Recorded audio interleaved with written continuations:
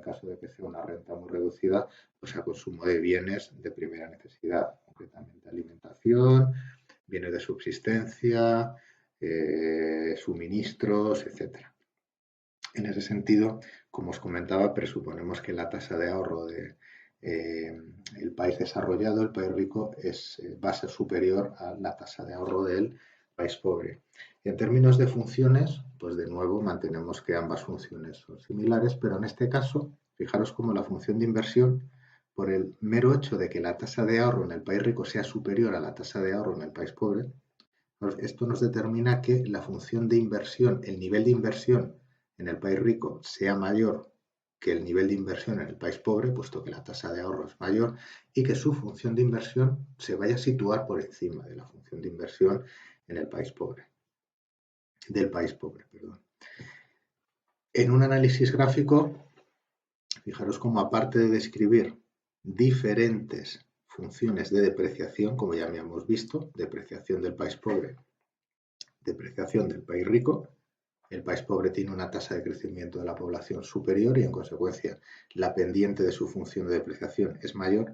Aparte de esta cuestión, vamos a tener que describir dos funciones de inversión distintas.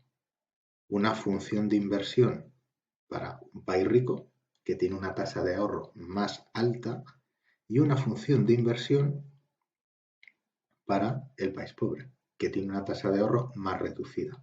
La inversión en el país rico será superior a la inversión en el país pobre porque la tasa de ahorro es superior. ¿Veis?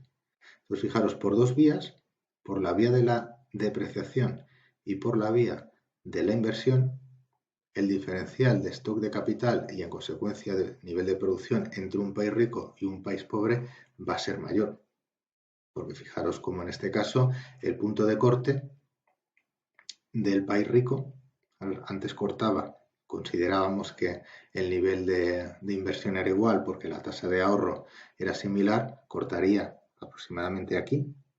Si tuviese la misma función de inversión que el país pobre, fijaros cómo cortaría aquí, pero como tiene una función de inversión superior a la del país pobre, en vez de cortar a este nivel de stock de capital, va a cortar aquí, ¿veis? A este nivel de stock de capital. Mientras que el país pobre, con su propia función de inversión y con su propia, perdón, de depreciación y con su propia función de inversión, va a tener un nivel de stock de capital, fijaros, a este nivel tan reducido. De modo que el diferencial entre niveles de stock de capital en el estado estacionario, la diferencia de estados estacionarios, punto A, punto B, es más aguda que en el caso previo. Y esta cuestión es determinante en lo relativo a diferenciales en el nivel de producción, que son mayores, evidentemente. ¿Veis? Punto A' y punto B'. Y para concluir con el último ejemplo, bueno, aquí tendréis, disculpa otra vez, me confundo, aparte de tener que describir dos curvas de depreciación distintas, como ya habíamos hecho en el ejemplo previo, a partir de la tasa de crecimiento de la población, tenemos que describir dos curvas de ahorro, perdón, dos curvas de ahorro distintas, puesto que en este caso la curva de ahorro del país rico va a estar por encima de la curva de ahorro del país pobre, puesto que tiene una tasa de ahorro superior. En consecuencia, de nuevo, vemos aquí claramente los mismos diferenciales en lo relacionado, en lo relativo al stock de capital en el estado estacionario y, en consecuencia, las posibilidades de crecimiento económico y de incremento del nivel de stock de capital. ¿Veis? Y para concluir, pues nos vamos ya al caso más extremo, que yo creo que es el más realista en lo relativo a realizar comparativas entre economías desarrolladas y economías en desarrollo. Fijaros cómo en este último ejemplo vamos a partir de una situación en la cual, aparte de los ejemplos previos, en los cuales teníamos diferentes tasas de ahorro y el país rico tiene una tasa de ahorro superior al país pobre, diferentes tasas de crecimiento de la población, donde la tasa de crecimiento de la población es inferior a la tasa de crecimiento de la población del país pobre, aparte de eso vamos a considerar diferentes funciones de producción. Diferentes funciones de producción que van a venir de la mano de diferentes estados de la tecnología.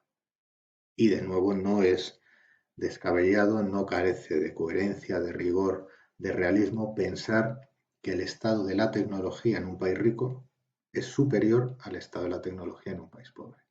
Es decir, el progreso tecnológico generado en una economía desarrollada es superior al progreso tecnológico generado en una economía en desarrollo. De modo que el estado estacionario es superior y el tener un estado estacionario superior nos va a determinar una función de producción superior. La función de producción en el país rico será superior a la función de producción en el país pobre.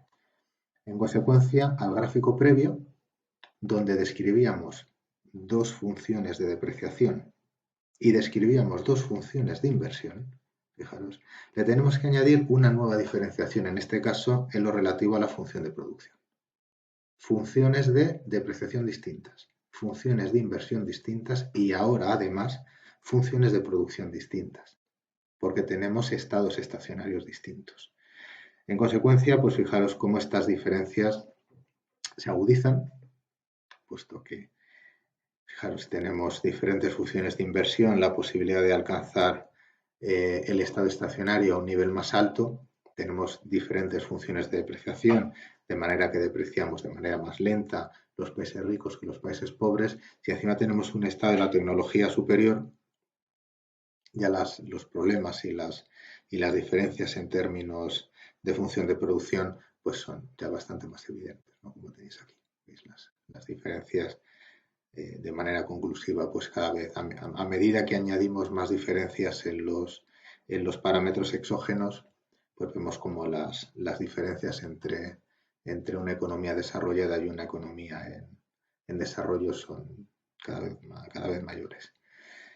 Y lo mismo tendríamos que hacer en este gráfico que nos relaciona la curva de ahorro con la curva de depreciación para hallar las tasas o los niveles, las posibilidades de crecimiento del stock de capital y de crecimiento de la producción de la economía.